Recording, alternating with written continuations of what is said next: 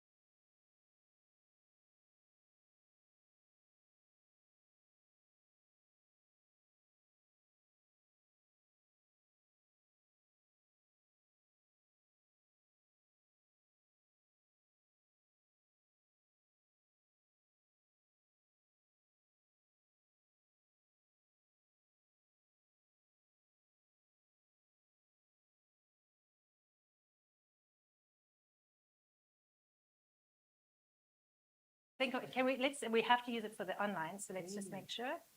There you go. Hi, I'm Sagar. I work for Mercy Corps Excellent. Where are you based, Sagar? in Uganda. Excellent. Thank you.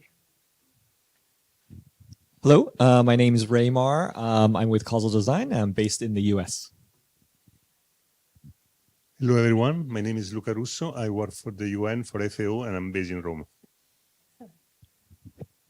Good afternoon. My name is Anes Mawire. I am with USAID Southern Africa, based in Pretoria.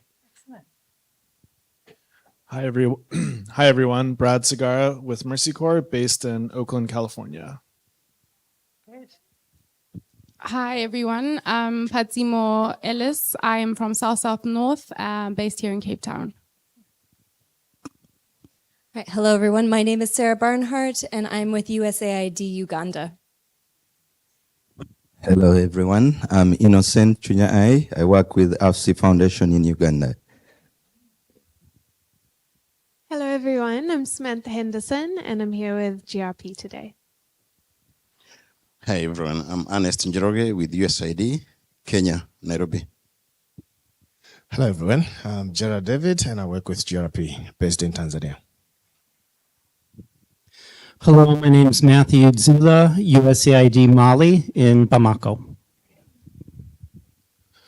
Hello, friends. My name is Eli Tungala, and I work with the Pivot Collective here in Cape Town.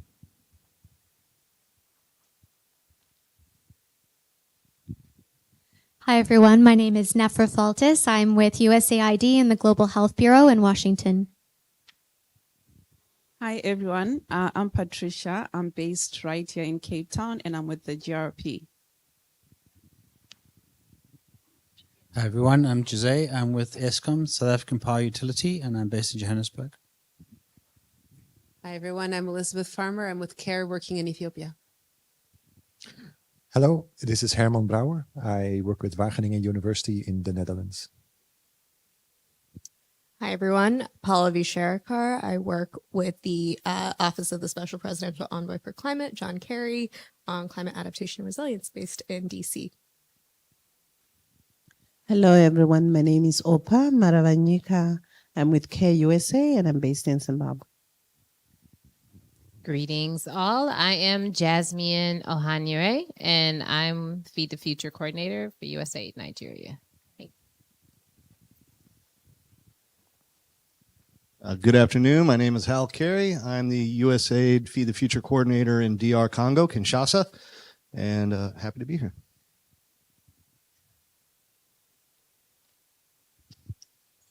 Hi, everyone. I am Bronte. I am with the Vakara Institute, and I'm based here in Cape Town. Hi, everyone. I'm Katie Walters. I work with Vakara, and I'm based in Cape Town as well. Well, thank you and welcome to everyone that has joined us online as well. We are having a discussion today on resilience, but from a market systems perspective. And I'm joined here by 4 others. And what we want to do is dig a little bit deeper into what is market systems resilience. What are we trying to measure? What do we need to understand? Why do we need to understand this? We're having this session. We're going directly into a second piece in this room directly afterwards. And a third part of this track is taking place tomorrow morning or tomorrow afternoon. It's tomorrow morning, I think. Tomorrow morning. Thank you. So as we start, I'm going to ask just some questions to the folks up here to understand what are they doing. And what you're going to notice is that people are coming from very different perspectives. So some of this is talking from, very much kind of a donor perspective. What are we trying to do to impact our programs? Others are coming from the private sector saying, why are we interested? What are we doing in this area? And some in between. So let's have a look. And I do want to say my name is Margie Brand. I'm with the Vakara Institute, was based in Washington, D.C. and New York for about 20 years, and I'm finally mostly back in Cape Town, South Africa, which is my home. And this topic of market systems resilience is very dear to my heart. It's something we've been working on at the Vakara Institute for just over 7 years. We've developed frameworks. We've done a lot of capacity building and connecting with private sector, with donors, with country level programs. We run a global community of practice around market systems resilience and have published and developed a lot of briefs and information pieces and case studies around this work. So very excited to be part of these conversations today. So maybe what I'm going to do is start by putting a question to Jesper Hornberg, sitting right here next to me. And, Jesper is with the Global Resilience Partnership. And in that capacity, he's head of innovation and scaling at GRP. And I think that's a very relevant conversation to be bringing into market systems resilience. But Jesper has also worked in the investment space with investment institutions around Africa, and is actually an entrepreneur by nature, and worked in private sector in various capacities outside of investment as well, and has also worked with CEDA. So comes a little bit with the bilateral, multilateral donor perspective. So Jesper, I'm going to ask you a question. I'm going to ask you maybe to grab that microphone. Well, actually, I can pass this one to you. Okay. When we talk about resilience and market systems resilience, what are we talking about? I think we've got a cross-cutting sort of audience here. Some people are dealing with market systems resilience in the work they're doing, and others, this is a little bit outside of their space, and some people are even coming from the private sector. So what are we talking about? Well, I mean, a market needs to be resilient so that it can survive the shocks and stresses that we're facing today. Is the mic okay now? Like that? Cool. Thanks, James. James in the back, thank you. We live in a market system. Whether we like it or not, we need food, we need supplies, we need places to live, we need to get from A to B, we need to meet, and everything hinges on stuff working out. And that's how I think about market systems. And in there you have very important value chains that need to function. And we see that during the pandemic, those value chains were pretty vulnerable and some broke. We see that the invasion of Ukraine led to food prices going up again because of simple, not so simple perhaps, but let me call them simple value chains around basic food. So therefore we need market systems to be resilient. And I think we all play a role here because we're all trying to fix food insecurity. We're trying to create more equality and equity. And the market systems are sort of the magic where it happens. So we need to understand that. And we need to get all the different stakeholders in the room that are working with market systems to work together. I think that's really useful. And I wanted to move on to talk to Jennifer. And Jennifer Abdella with the Near East Foundation. And Jennifer is the Vice President of Technical Leadership that has played various roles in Near East Foundation. We're talking about a part of climate. She was leading the climate resilient development practice, leading the natural resource and environment practice. And prior to that, she was an attorney and a professor at law. So let's be very careful what we get into in this panel today. Jennifer, it would be great to understand a little bit about what is the Near East Foundation doing in the space of wanting to understand resilience, and just maybe starting in quite generally the area that you're working in. Thanks. So the Near East Foundation is, we're an implementing partner. We have a weird name that throws people off. Where we implement, we don't give out grants. Our space in the resilience space is really something that's really integral to all the work that we do. Livelihoods is our port of entry. So we get into market systems almost immediately. And once you've touched on livelihoods, you've also touched on inclusion, on resource management, on scarcity. And as we see shocks and stresses that are increasing all the time, whether it's conflict, whether it's climate, whether it's natural disasters, that touches on and undermines the work of the communities that we work with on their sort of development trajectories. So our work really looks to how do we harness markets and align the interventions that we do in partnership with the communities where we work so that the markets are reinforcing the development gains that we're after. I think critically, that means that we don't think about markets as just economic systems, but also as social systems, and looking at how do we create those linkages that can really reinforce resilience. And before we hear from Michael Okorafor, Michael, how do I pronounce that? You did very well. I did. Thank you. I've been stressing all day about how to say. We heard from Michael in the opening session this morning. And Michael, I wanted to come back to you in a moment, but let's skip to another Michael on the panel for a moment. Michael Field, you're joining us outside from the US. And I'm very pleased to say I work with Mike as part of the Vicara Institute and learn all the time about how to think about systems lenses as part of development, and especially about market systems resilience.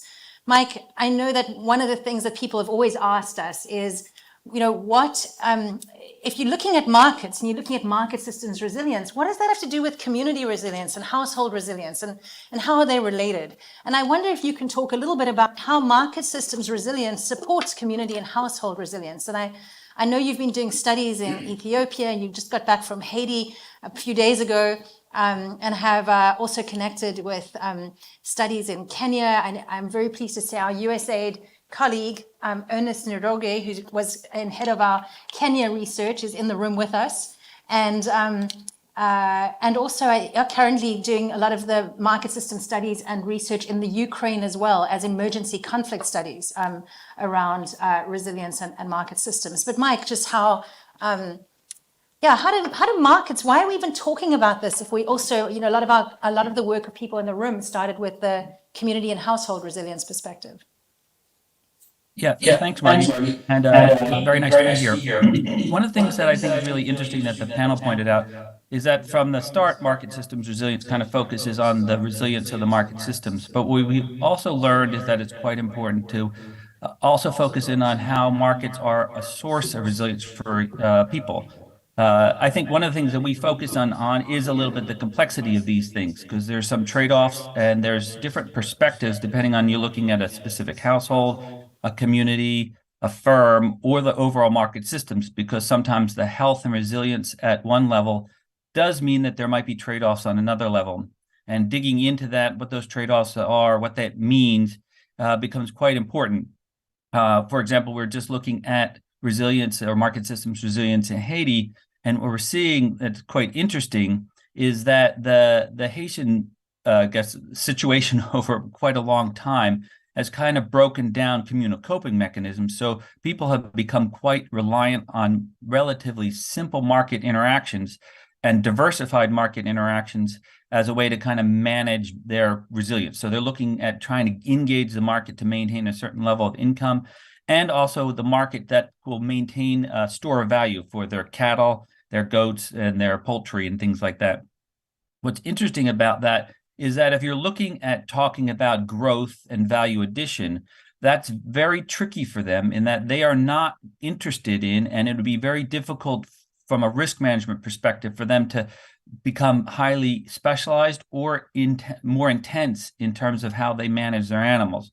That might require quite a bit of risk for them to take on, which they're hesitant to do that because they're in a very uncertain environment and they've kind of figured out how to manage the market in a way that works for them, but it's not necessarily what I would say very growth oriented. It's about trying to manage a level of kind of income growth and a fairly substantial amount of store of value through their animals. But then the way they store value in their animals is actually not what we would say is the kind of growth oriented, meaning it's not going to generate wealth or increase wealth in their side, but it will be very important as a store of value when things go wrong or they need to access capital. This is quite effective. So there's a lot of interesting complexities here about how people manage their day-to-day risks with markets, and then how markets itself are resilient. Have with Michael. Michael is with McCormick, and as he said today, I think you said McCormick is the king of spices. McCormick, I don't know if you realize, is a Fortune 500 company, and they're the largest flavor company in the world. And McCormick has approximately 14,000 employees. The spices and condiments market is about an $18 billion market. And McCormick has the largest share of that of any of the spice companies. So we're talking about a significant company represented on the panel with us today. And Mike Field had mentioned that markets are often a source of resilience for people in different ways. And I wanted to turn to Michael from McCormick. Michael, you talked about, and when you spoke this morning, you talked about purpose-led performance. And it was something that you had set up and driven at McCormick. And, kind of going beyond corporate social responsibility. And when we were speaking more recently, you spoke about the work that you were doing was kind of looking at wanting to understand where people were, how to build resilience of people that you're sourcing from. And so from a private sector perspective, this is looking at your supply chain and the resilience of your supply chain. Talk to us. Why is McCormick interested in the resilience of the supply chain of people, often smallholder farmers, that are being sourced from? I mean, McCormick, the kind of spices you're sourcing, I think black pepper, red pepper, vanilla, cinnamon, oregano, turmeric, these are significant, and you've got smallholder farmers that are growing these in often small countries around the world. Why resilience? What was the change? What's McCormick's interest?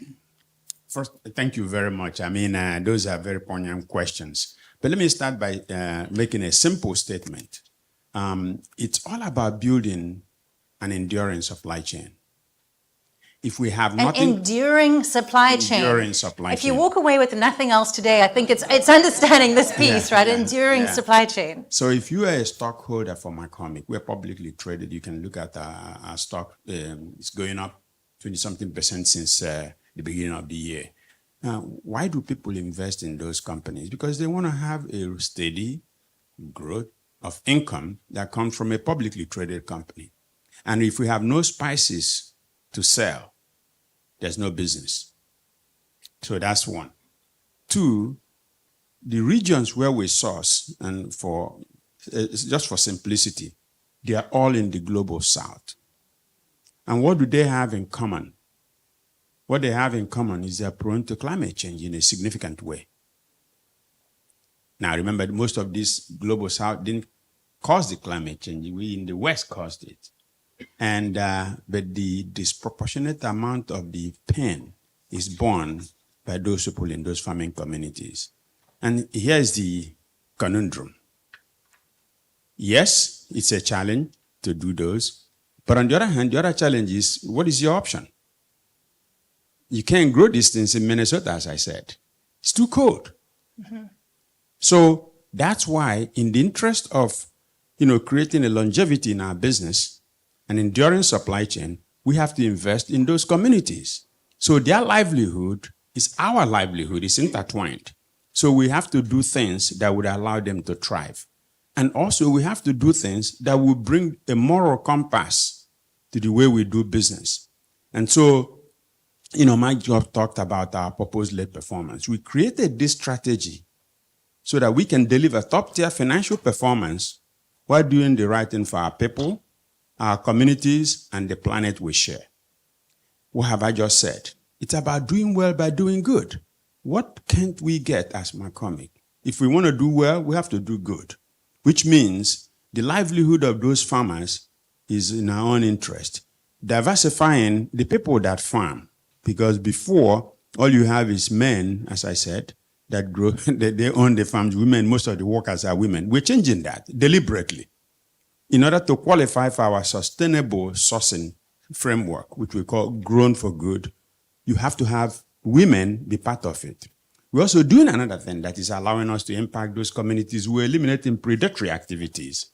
I grew up in a farming community, as I said, in the eastern part of Nigeria. You know how they go to market? You have 1,000 people in a village, they farm their crop, they sell to a middleman. That middleman in the village sells to another middleman in the big city. The middleman in the big city sells to another middle person in Lagos that you've been to.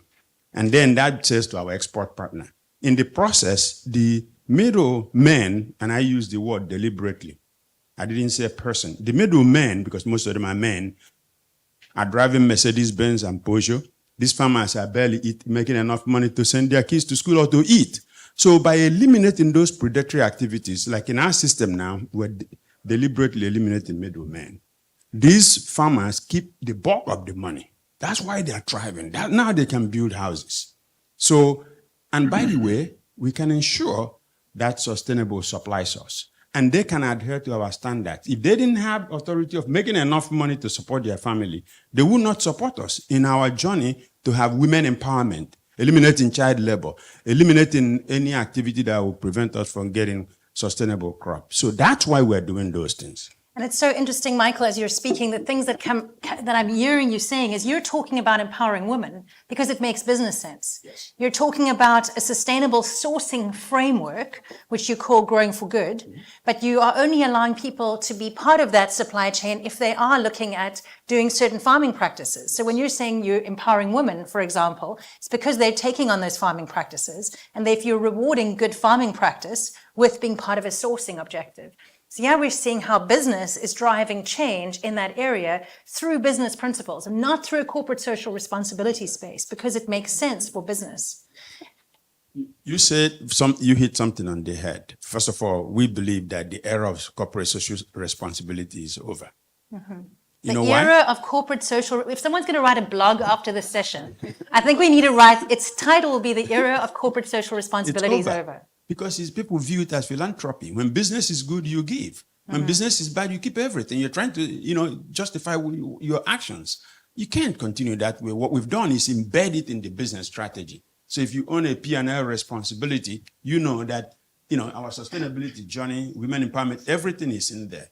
That is something very important you said. And then our Grown for Good, which is the first in the herbs and spice industry, is a standard that you probably haven't heard of. Let me explain it if you don't mind. So we are partners with Rainforest Alliance, you know that. Fair Trade, you guys know that.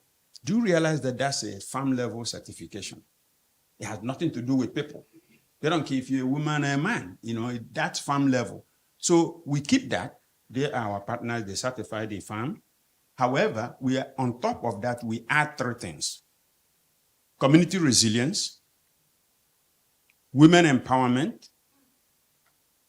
and ethical supply chain, meaning no forced labor, not just child labor, no forced labor. So people can make a living income to support their family and send them to school and own their own houses. When you do those things, you conform to the McCormick Grown for Good. And that Grown for Good is been certified by FSA.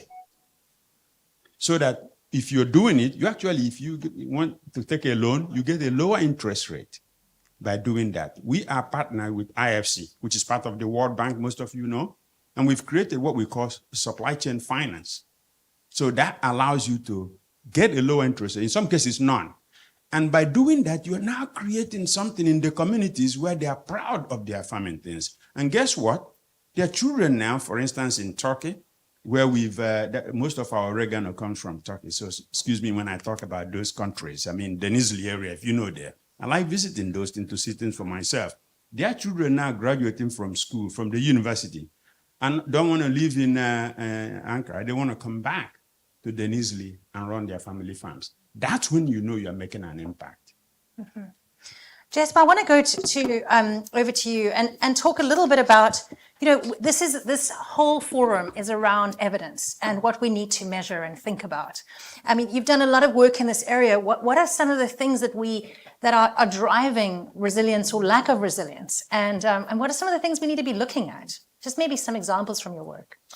Yeah, so Nate, the CEO of GRP, he mentioned five attributes of resilience. And I'm always a bit nervous when I'm listing them because lists are not my strengths, but I'm gonna try.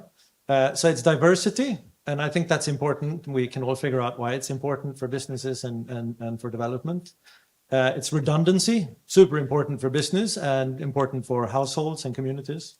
It's connectivity, being connected, having relationships, saving because you just have to build one school instead of 2 if you can connect 2 communities, for example. It is agility, so to learn and to adapt because we live in a very rapidly changing world and the change is increasing in pace. And the final one is always like this. Connectivity, maybe? No, I said connectivity. Okay. Equality, inclusivity, get people included in it.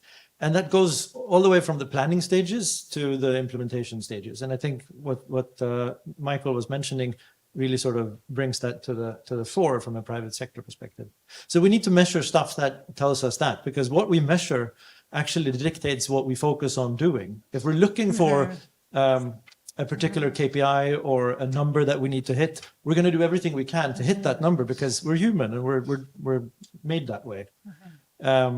So we need to look at those attributes. We need to use our common sense and see how that makes sense in that particular context. Context is also very important, and to really understand that and not try to force a solution that you came up with in Stockholm or DC or somewhere else onto a problem where the context is quite different. Again, that brings in inclusivity, bring in the people that actually understand and see the problem for what it is.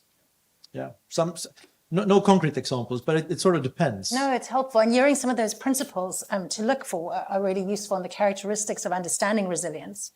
I wanted to ask Jennifer, if you could talk a little bit about the Near East Foundation and, what are some of the things you're doing as a result of trying to understand resilience? And I think a lot of the conversation amongst people in the audience is, and when we're looking at working in any market systems, is how are we not distorting that system by doing the work we're doing? So how are we not over-subsidizing and overworking in a space and yet still able to take on practices and kind of facilitate change? Any perspective from the Near East Foundation? Yeah. I feel like I'm sitting in just the right place being between Michael and Jesper here, because I feel like the Near East Foundation sits between you sort of conceptually as well. And a lot of the work that we do is similar to some of the work Michael just described, but sort of working to make sure the communities are connecting that first mile to the value chain. Because if you have a supply chain, a global supply chain, that can bring all that profit, and you can connect smallholders to that value chain and build solidarity networks or groups so that they're not losing all their profit to the middleman, you can create a lot of change, and you can pull that wealth down into the community without subsidies. It's a market-based approach. So maybe I can ground it in the work that we're doing in Sudan. We work in non-timber forest product producing communities. There's a global commodity that you all consume every day, gum arabic.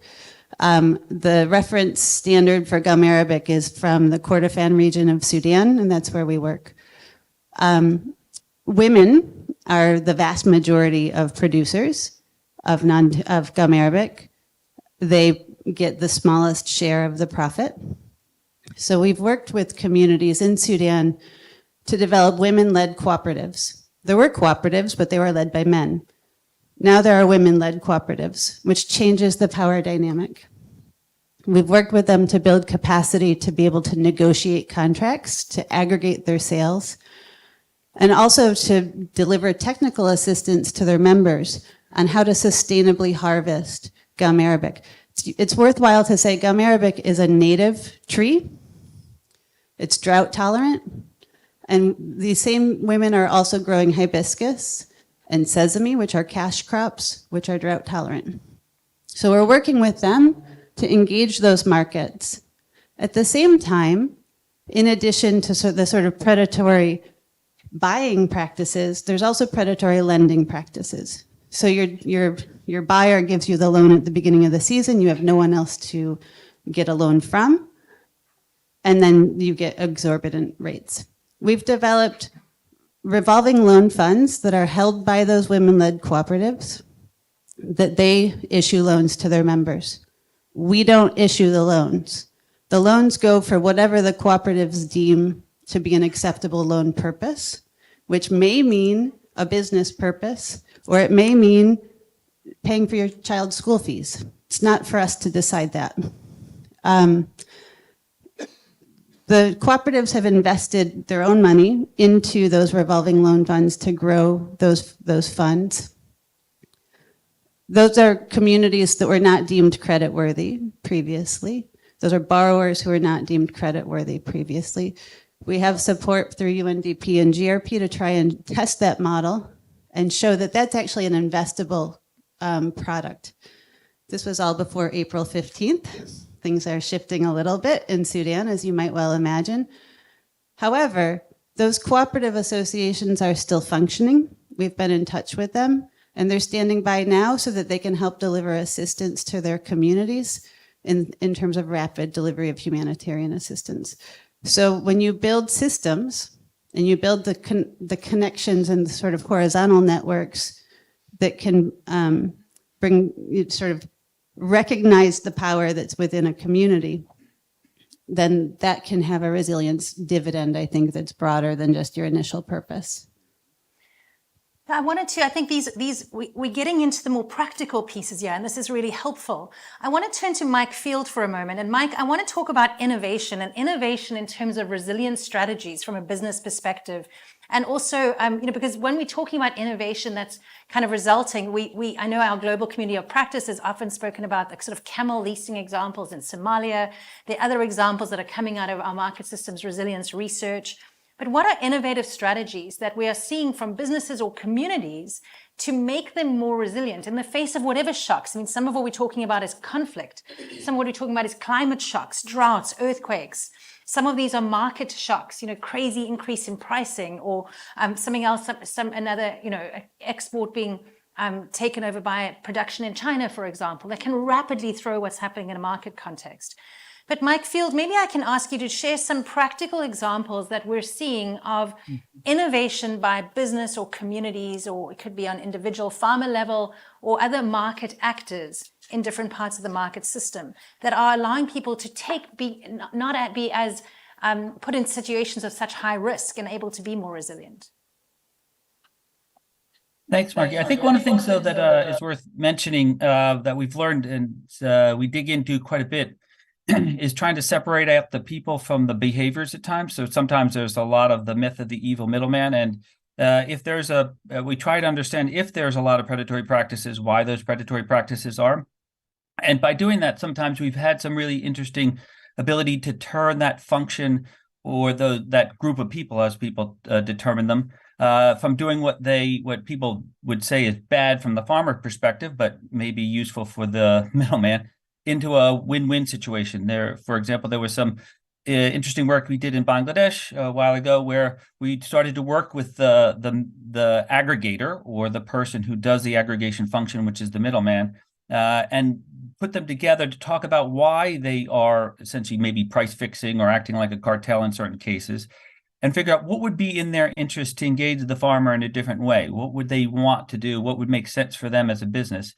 In that case, through that process of kind of participatory, figuring out what is their interest and why they act the way they do, we're able to kind of, in some cases, turn groups of aggregators into processors, get them some loans to start some small processing facilities, and then they engage farmers in a much more win-win situation. So rather than this idea that you cut them out, or you then say certain people in the system are evil, try and understand what the exact issues are that are driving them to act a certain way.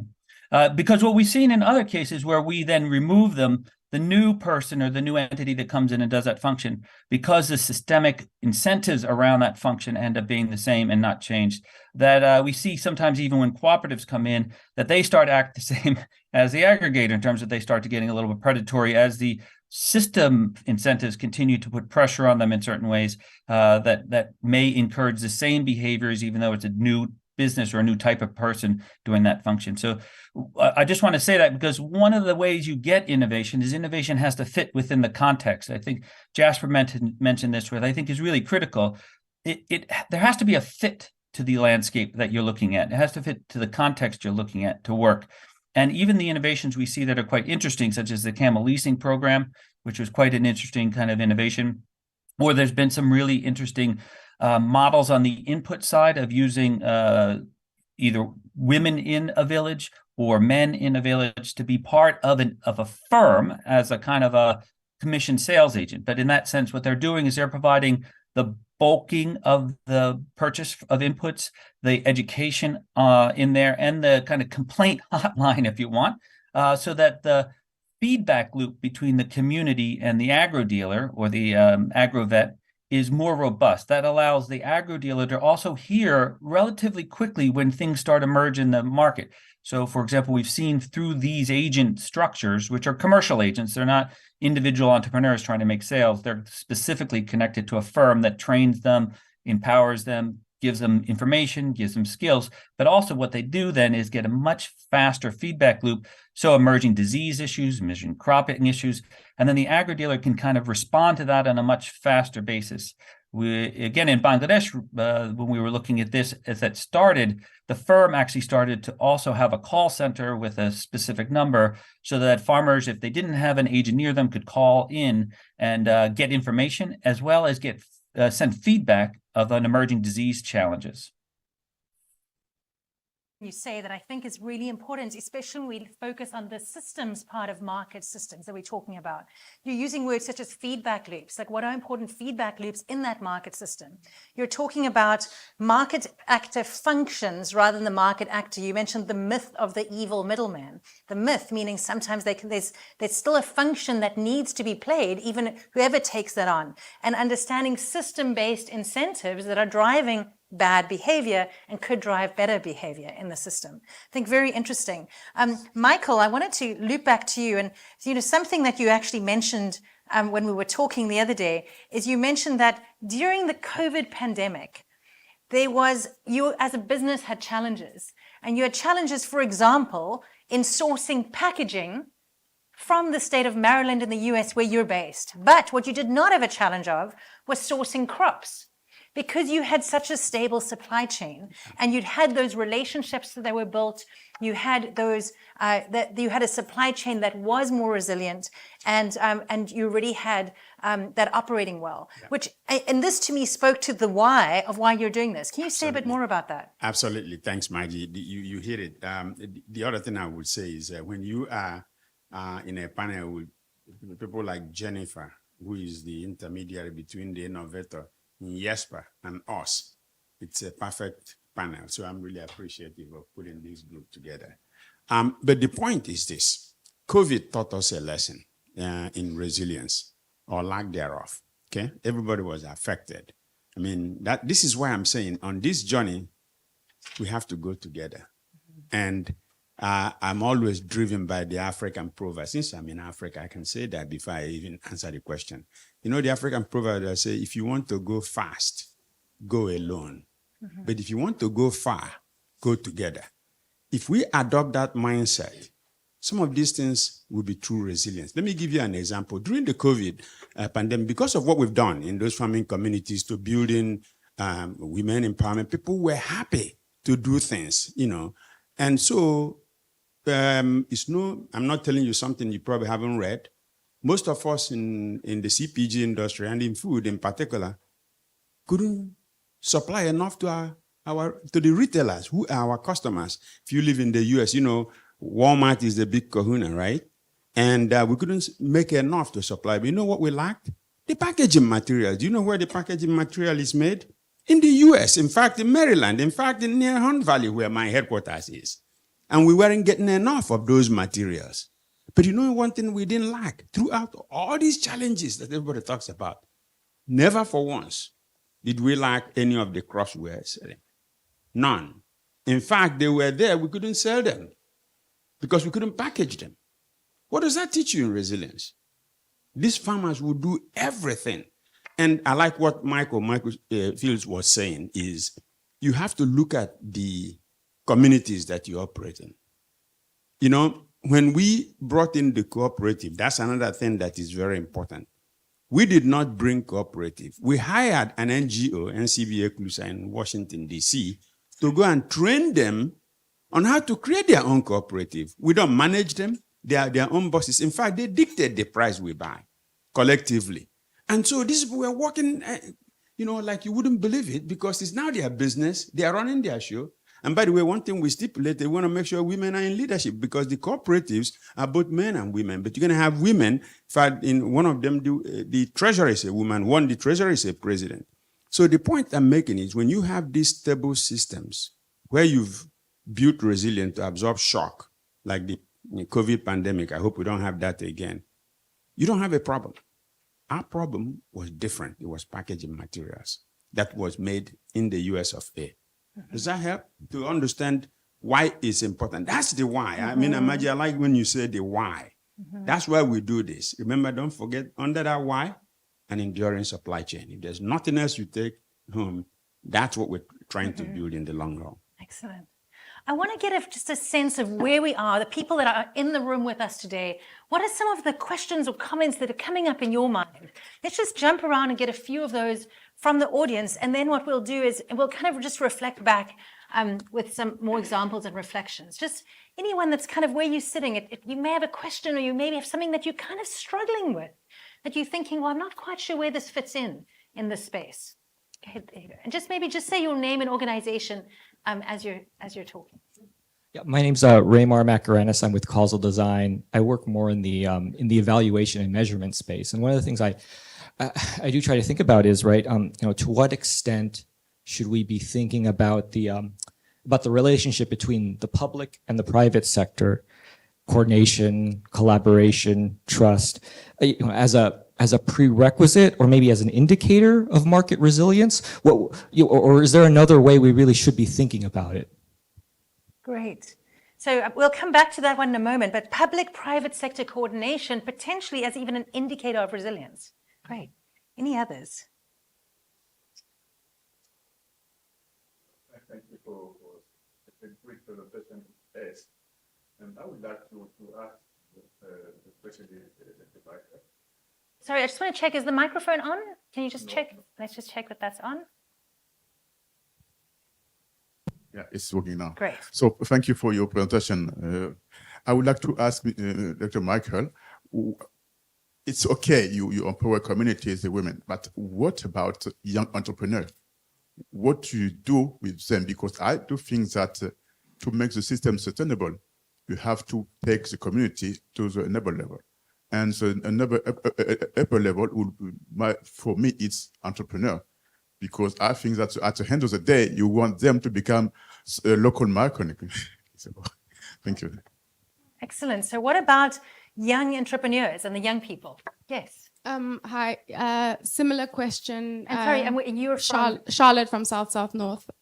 Sorry, Patsimo from South North. It's in relation to, similar to what Joseph is speaking about. We're talking about value chains, right? So to what extent do big companies support the value addition of beyond just the crop that you source and supply? I'd imagine that you supply, the farmers supply you the raw product that then gets processed, right? But there's a big opportunity that's missed, particularly on the African continent, in terms of that value addition and support to that processing. I've recently come across something that said Africa exported 6 billion worth of coffee, but after processing, final product sold for 100 billion abroad. So you see there's that gap as well in terms of value chains and processing, because part of increasing resilience of farmers is ensuring that they have alternative incomes that come from the processing side of things beyond just the growing. Thank you. Great, good one. Let's do another. You want to add on? I forgot to introduce myself. I'm Joseph Badebokila from South North. I'm a program manager, Citizen program manager. Thank you.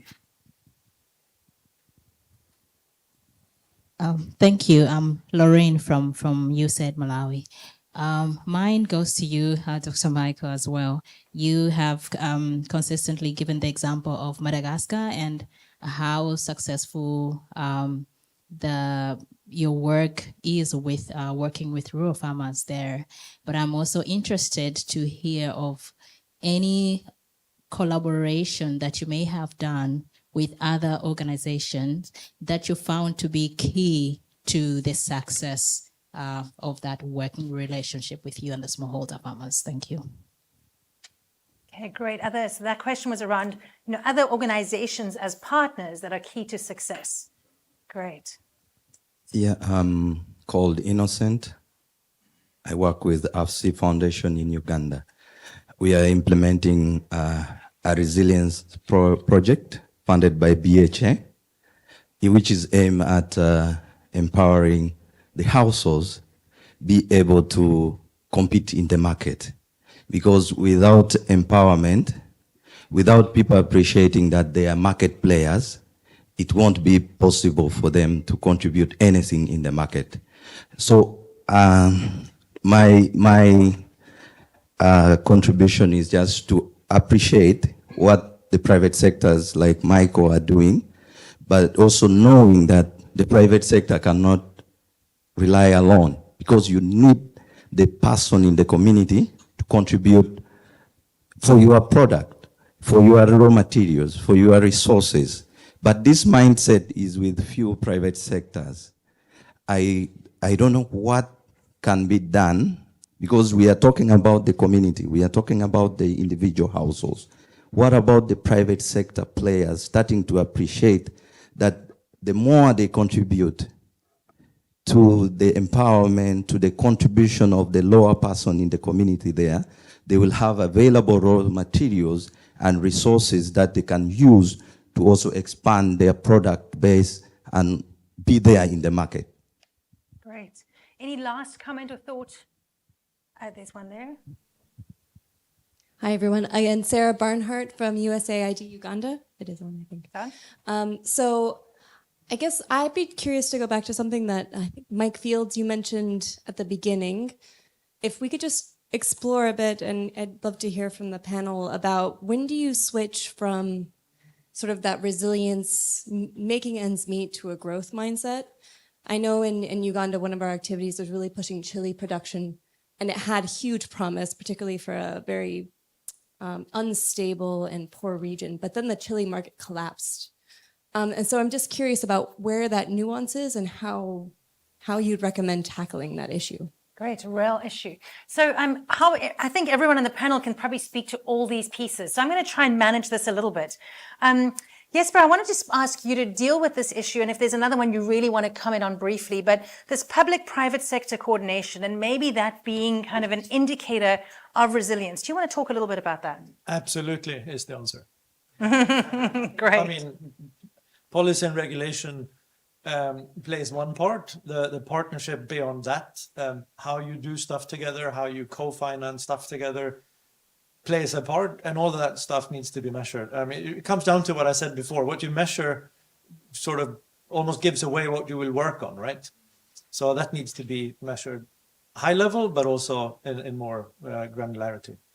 I'll stop there. Great. Yeah. No, I think that's really helpful, and I think such a good question in terms of what are the kinds of networks and connections that we need to understand in terms of resilience. Can I add something to Yes. that? This is very important. Jesper is onto something. You know how, Jesper, to transcribe what you just said in our own words is what you measure, you can manage. Yeah. Am I right? That's what it is. So when you talk about, those markets, what we're saying is that's why we put goals. Every year or every strategic plan, every business has a strategic plan, normally 3 years, 3 to 5 years. You put goals. The goal we put for 2025, for instance, that we want to impact 31 farmers, single-holder farmers, in the 5 iconic crops that we source, which is black pepper, red pepper, oregano, cinnamon, and vanilla. This is just a specific example to your point. We set a goal of hitting 35,000 farmers by 2025. As of December last year, where we made that in building resilience is what I'm talking about, 31,000 farmers. 31,000. Brilliant. 2 years left. So I say, now you have confidence that you can do it. And thank you. And very interesting that you say what you measure, you can manage. In the development and donor space, we often talk about measurement driving our practice. But from the private sector saying, we recognize we can then manage it if we're measuring it. A very interesting perspective there. I wanted to turn to Jennifer. Jennifer, there was a question around this value addition and the options of, kind of what are you doing and what are the options for value addition? And maybe that links a little bit to what you're doing in your work as well. Yeah, I think we do encourage sort of engagement at sort of different vertical steps in the value chain. So that may be sorting and grading to get a higher price. It may be engaging in processing. We do a youth entrepreneurship program alongside value chain development in our work in Mali, for example. And some of that entrepreneurship is around those secondary businesses. So that there are cereal processing plants locally available so that value stays in the community. I think it's a really good point. And I think the idea that the value is being exported is something that is a missed opportunity. And it's something that I think we need to think about incentives and feedback loops as well. And I really liked hearing if we measure it, we can manage it, because we say it the opposite. You manage what you measure. So you've brought a different perspective. But I think as we think about what we measure, it's so critical. And when we think about market systems, we need to be thinking not just about economic outcomes. We have to look at social outcomes. We have to look at environmental outcomes, because there is an awful lot of history and evidence of really poorly done development that had good economic outcomes in the short term, but did not have transformative change and did not contribute to resilience. So I think it's really imperative as we in this track think about what do we measure and what do we manage, that we're not just looking at economic outcomes and economic resilience. Thank you. And I think that's well said. And I'm going to come back to you in a moment, Michael. I think, and thank you for linking that youth kind of perspective and the youth entrepreneur question as well to this value addition piece. I wanted to talk to Mike Field, and I want to close with you, Michael. Mike Field, there was this kind of question about moving from a resilience to growth piece. And I think that's an interesting question, because I think some of us would see them as so intertwined and maybe not one step to the next. But maybe you can talk a little bit about that piece, and maybe even to some of these other questions that have come up. And Mike Field, I know that you're not able to join us in the session directly after this, where we're talking about different frameworks for measurement. So if you want to speak a little bit about the frameworks that you have found useful in some of the domains in that response, that would be helpful, because I know we won't be hearing from you next.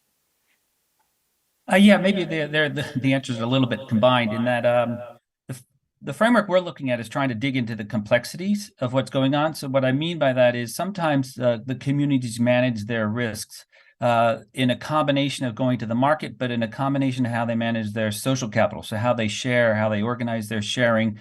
And sometimes there's a lot of overlap. So one of the challenges is when you start to move towards a more growth-oriented way, you're asking to change some important decision-making. In some cases, that decision-making is related to how their social capital works and how their social coping mechanisms work.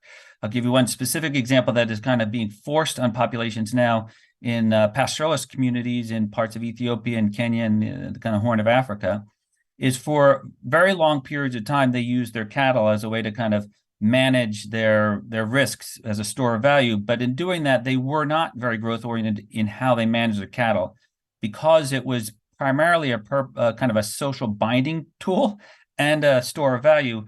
They didn't really sell cattle unless they needed to, and they didn't really sell the healthy cattle at all. They only sold the cattle that were starting to lose the value, which made sense from their purpose of having it. But from a growth perspective, that isn't what you would expect. You would expect a consistent turnover of healthy cattle, measuring, the productivity of the animal from the time it's young to the time you can sell it. Those weren't the aims of how they were managing cattle. So the issue is then, how do you start to look at what is happening in that community and tracking certain what we call behavioral domains or behavior patterns and structural patterns, to see when the community is kind of communicating to you that they're ready to shift in some way. So what we were seeing when we looked at these specific communities is that due to climate change and due to kind of population changes, their traditional way of managing cattle was breaking down, not really viable in the long run. So they were starting to shift how they managed risk by sometimes shifting out of cattle, starting to generate crops. They were migrating, and they were also then shifting into different types of animals. And in some of those behavior patterns we saw in the shift, they were much more focused then on how to generate wealth, how to generate more and more income. So when they were moving to goats, for example, they weren't necessarily thinking of goats as a store of value. So they were interested in more generating that turnover of goats, investing in a different type of goat that has a higher price or is more demand for it. So we were looking at specific behavior and decision-making from the local context that suggested they're ready to move. One of the concerns we're seeing quite often, and that's why they're coming in with a predefined kind of organizational structure, predefined kind of business that is engaging, which are useful. But we're also looking at, well, if you go in this one direction with this one firm or one organization structure, is there diversity in that? And what does the community say? Is there any history in cooperatives or history in, picking one specific supply chain or value chain that then didn't work out, which was an example I think you gave on red pepper or chilies, so that we can kind of figure out, well, there may be risks in that, and how do we mitigate those risks, or look for multiple threads and see where the community is most interested in going in a way that also aligns with what the market needs. And that in there, it's also really quite important for us to look at the wider set of incentives and social, political, and market set of incentives that are kind of driving certain behaviors, so that we understand that while we may be using our muscle to make some initial changes, if we're not kind of dealing with the underlying drivers and incentives that have pushed the market system in a certain way that encourages predatory practices, it's most likely those predatory practices will come back in. And I think this kind of also relates to the political, because you also then need to understand if the political system is predatory also, it's very hard to engage just the market without actually understanding how the political system works and the incentives around that, so that you can kind of over time create alignment around these local incentives, specific firm and organizational behaviors and strategies, and the farm and the farming community's interest. So they're kind of pulling in the same direction rather than in different directions. I think very useful. And I think to wrap up some of this discussion, I'm going to turn to the king of spices, or at least representing the king of spices. Michael, I think there are probably a lot of pieces you can talk to. What is it, something you want us as a community to walk away with? Thank you very much. Really, there are a few things that I think is important. One of them is I want to address that concern about value add. Okay, I'm going to give you 3 examples in our system.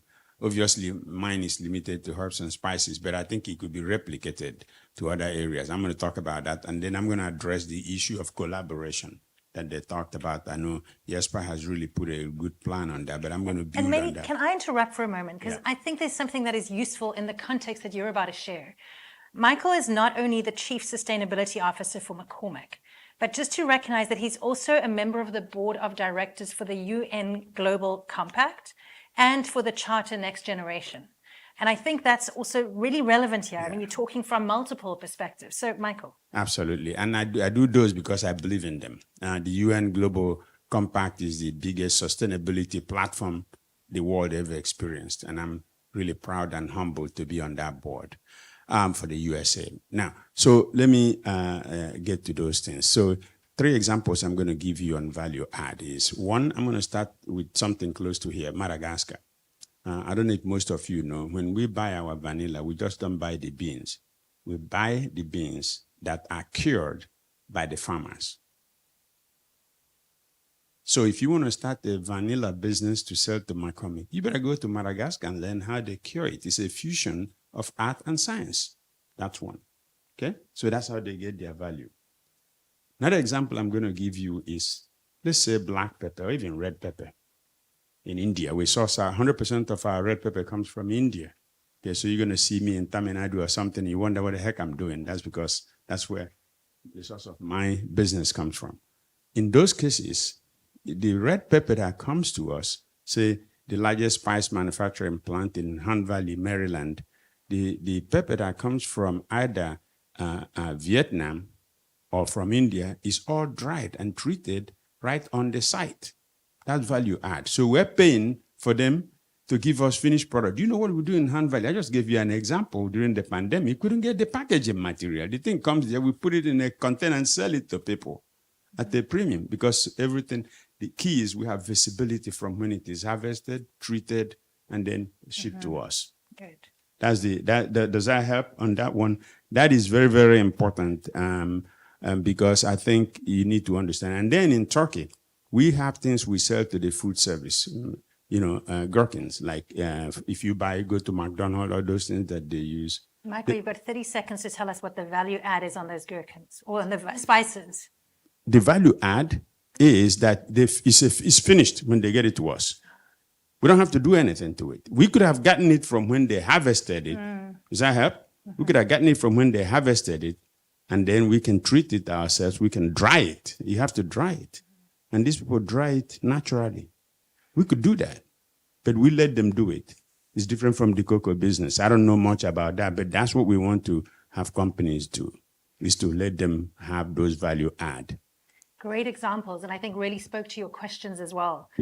thank you to all our panelists. I think what we're probably walking away with here, I mean, we did say if we walked away with nothing else, we'd be kind of walking away with the enduring supply chains as one of our business incentives to invest in the space. But I think we're also seeing that resilience is not just a buzzword.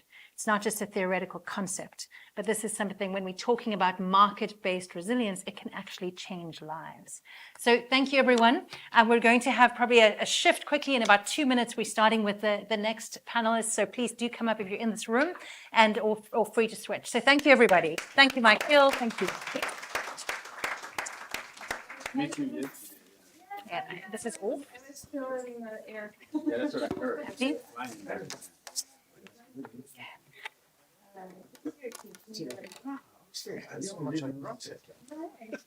But there was so much time, but it goes quickly, hey? I hope that I bounced around enough. Perfect. Well, really good. Oh, by the way, I put your name down on a list for the inaugural thing. Yes. So that's okay.